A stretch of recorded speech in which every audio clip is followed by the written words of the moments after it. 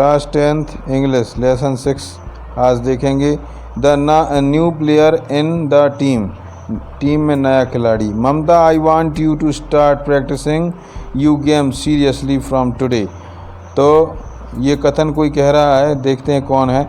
Mamata, I want you to start यानी शुरुआत करो, प्रैक्टिसिंग योर गेम अभ्यास अपने खेल का, सीरियसली फ्रॉम टुडे आज से ही।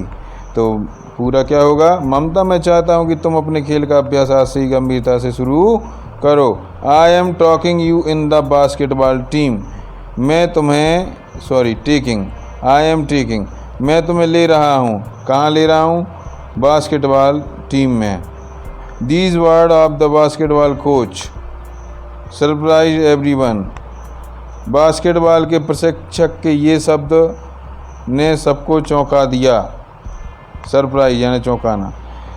Selection had been going on from the schools basketball team and the coach had chosen Mamta. तो स्कूल की बास्केटबॉल टीम का चयन चल रहा था और प्रशिक्षक ने ममता को चुना था।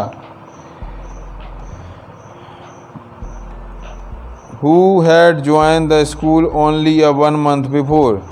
यानी केवल 1 माह पहले ही उसने स्कूल में दाखिला लिया था।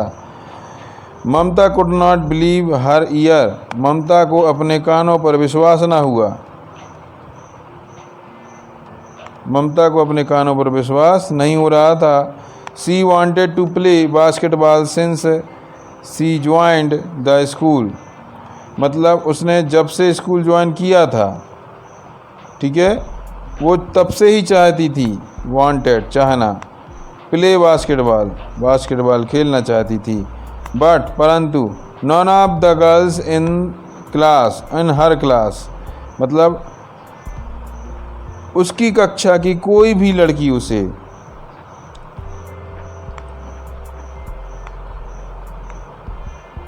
टीच हर प्रशिक्षित करने को तैयार नहीं थी।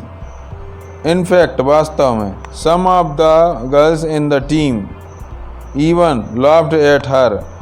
वास्तव में टीम की कुछ लड़कियों ने तो उसका उपहास भी उड़ाया था।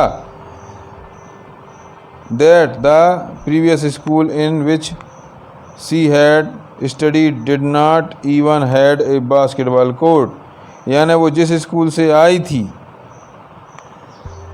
तो उसके पहले वाले विद्यालय में बास्केटबॉल का मैदान भी नहीं था, कोर्ट भी नहीं था। अगला पैराग्राफ देखेंगे। Mamta had been studying a small school in the near by town. तो ममता कहाँ से आई थी, अब तक कहाँ पढ़ रही थी, एक पास के छोटे से स्कूल में पढ़ रही थी। अब तक ममता इसके पहले एक छोटे से स्कूल में पढ़ रही थी। As her parents could not afford to send her to any of the public school in the city. यानी उनके जो अभिभावक थे, किसके, ममता के, उसके अभिभावक एफर्ड यानी असमर्थ, उनमें क्षमता नहीं थी, कुड नॉट एफर्ड असमर्थ थे। सेंड टू भेजना, कहाँ, any of public school in the city यानी शहर के कोई रेपुटेटेड पब्लिक स्कूल में पहुंचाने में असमर्थ थे। तो पूरा देखो। अब तक ममता पास के एक छोटे स्कूल में पढ़ रही थी क्योंकि उसके माता पिता उसे शहर के किसी पब्लिक स्कूल में पढ़ाने का खर्च नहीं उठा सकते थे। It was only because of the scholarship. यह जो हुआ वो केवल एक ट्रस्ट द्वारा स्कॉलरशिप दिए जाने के कारण।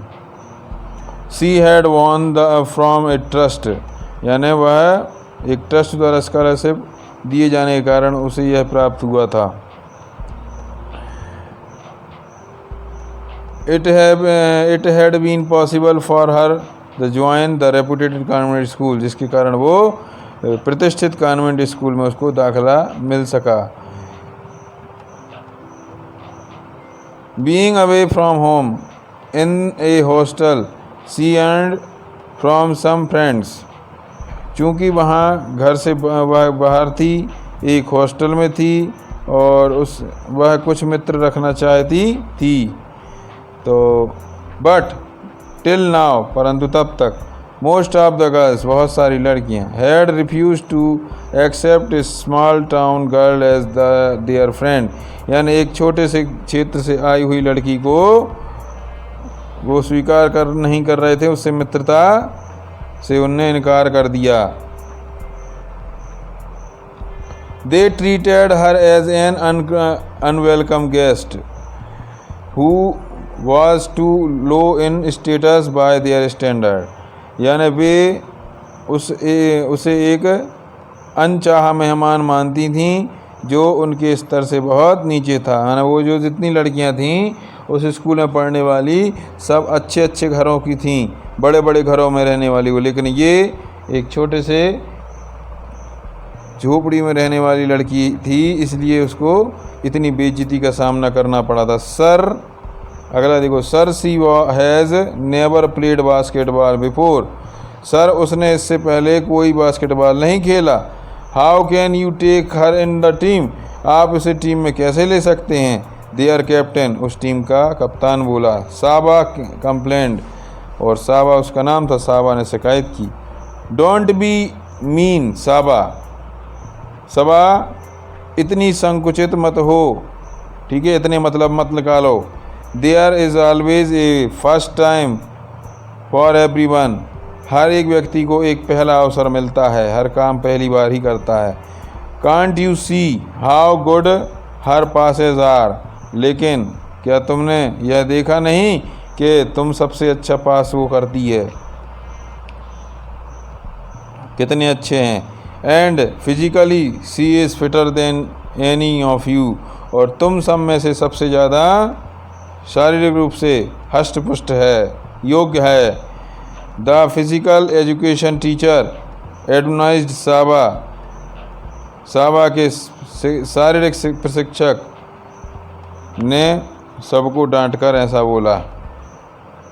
ओ no, now we can forget all about winning the trophy in their inter school basketball championship this year, grumbled Reema, तो रीमा बड़बड़ाती हुई, ग्रम्बल यानी बड़बड़ाना, the vice captain of the team, तो टीम की कप्तान बड़बड़ाती हुई रीमा ने कहा, क्या कहा, अरे नहीं, अब इस बार हम अंतर विद्यालयीन बास्केटबॉल ट्रॉफी जीतने की बात को क्या कर दें, हमें अब भूल जाना चाहिए, ऐसा गुस्से में बड़बड़ाते बोल रही है। अरे फिर the other girls in their groups also made faces to show their displeasure. What these girls did not know was that if anyone told Mamta she could not do a certain thing, the other girls यानी in the group, समूह की अन्य लड़कियाँ, also made faces, अब वो भी अपना मुंह बना रही थीं, कैसे, गुस्से से या प्रसन्नता से अपना चेहरा बिगाड़ रही थीं। What these girls did not know, लड़कियां इस बात को नहीं जानती थीं, दैट इफ़ एनीवन टोल्ड ममता, अगर ममता से किसी ने कह दिया, सी कुड नॉट डू, कि ये तुम नहीं कर सकती, अ सर्टन थिंग, कोई भी प्रकार की चुनौती के रूप में लेती थी, तो उस बात को कैसे लेती थी, एक चुनौती के रूप में। सी एक्सेप्टेड इट, उसको स्वीकार करती थी। इट एज ए चैलेंज, चुनौती के रूप में, ठीक है। अगर किसी ने थोड़ा सा भी कोई टीका टिप्पणी कर दी तो वह उस बात को चुनौती के रूप में लेती थी। And never rested till she had proved them wrong, और वह यह कार्य तब तक करती थी जब तक वो दूसरों को गलत साबित ना करते। The coach had heard Reema and said, तो रीमा की बात को कोच ने सुन लिया और कहा, have you been able to win the trophy even once since you started playing, तो हमें ये बताओ, कोच ने रीमा से की बात सुनकर कहा, तुम जब से तुमने खेलना शुरू किया है, क्या तुम ट्रॉफी जीत के ला सकी हो। मे बी, हो सकता है, दिस ईयर, इस साल, you will at least win because of Mamta, हो सकता है इस बार तुम ममता के कारण ही इस बार ट्रॉफी जीत जाओ। ममता है was touched by that mark, अब ममता ने इस बात को सुन लिया, तो ममता ने इस मार्क को दिमाग में रख लिया, इसको दिल को छू गई ये बात। She silently thanked the coach for his support, तो उसने चुपचाप में ही अपने समर्थन के लिए प्रशिक्षक को मन ही मन धन्यवाद दिया।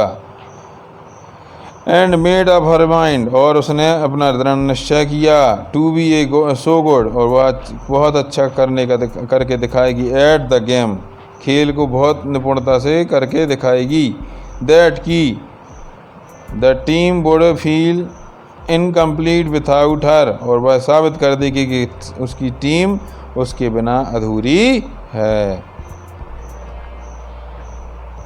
She taught of the famous words that her mother, उसकी माँ ने बार बार उसके कहे हुए शब्द याद आते थे कि so she started using all their free time in practicing basketball team, ये वाला था, practice makes perfect, यानी अभ्यास मनुष्य को निपुण बनाता है। सो सी स्टार्टेड यूजिंग ऑल हर फ्री टाइम, तो वह अपने बचे हुए समय में क्या करने लगी, बास्केटबॉल का अभ्यास में लग गई। She was thankful that the coach was helping her in every way, और अतः वह अपने सारा बचा हुआ बास्केटबॉल में लगाती, और वह प्रशिक्षक की आभारी थी कि वह उसे हर तरह की सहायता दे रहे थे। She kept perfecting her passes,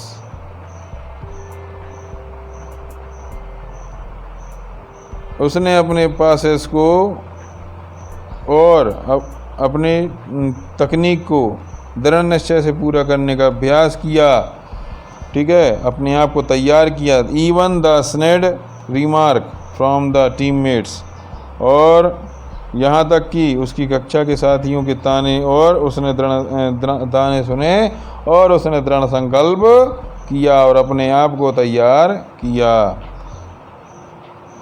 like the time when she dropped a pass and Hema said, उनके ताने भी थे कि वह जब भी किसी पास को गिरा देती थी, तो do you have butter finger, क्या तुम्हारी फिंगर यानी उंगलियां, क्या तुम्हारी उंगलियां मक्खन की हैं, that you can't even hold the ball properly, जो तुम्हारे गेंद को सही रूप से नहीं पकड़ सकती।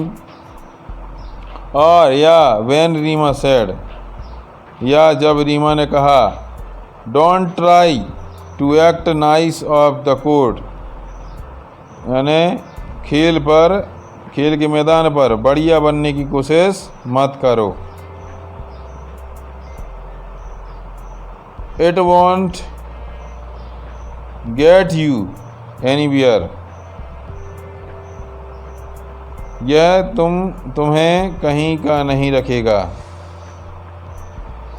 कहीं का, एनीवेयर कहीं का। You have to be a fighter to play this game, तुम्हें इस गेम को खेलने के लिए लड़ाकू बनना होगा। And always be on the offensive, और हमेशा खेल के प्रति आक्रामक होना पड़ेगा, ऑफेंसिव यानी आक्रामक।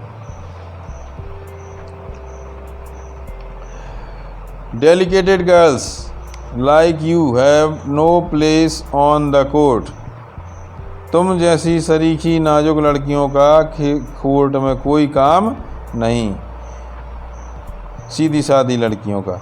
Little did the girls realise that these remark really brought out the fighter in her, अब लड़कियां यह समझ नहीं पाई कि उनका यह टिप्पणी ने उसके अंदर के लड़ाकूपन को बाहर ला दिया था, ममता का।